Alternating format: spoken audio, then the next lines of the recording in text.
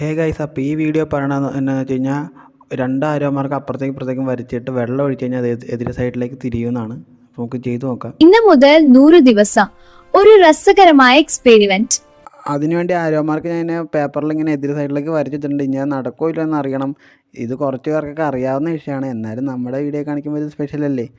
അതിന് വേണ്ടി ആദ്യം വേണ്ടത് വെള്ളമാണ്. പിന്നെ ഒരു പേപ്പറിനകത്ത് ഇങ്ങനെ ആരോ മാർക്ക് വരച്ചേക്കണം. പിന്നെ ഞാനിങ്ങനെ സെറ്റ് വെച്ചിട്ടുണ്ട്. ഇനി അത് നടക്കുമോ എന്നറിയണം. നടന്നു ഗൈസ്, വാവ് സൂപ്പർ. അപ്പോൾ അത് സത്യമാണ്. കാരണം ഞാൻ വലത് സൈഡിലേക്കാണ് ആരോ മാർക്ക് വരച്ചത്.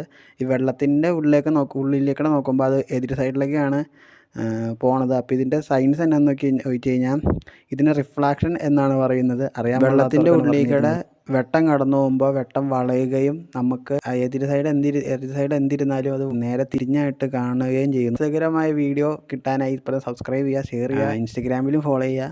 അപ്പോൾ ബൈ.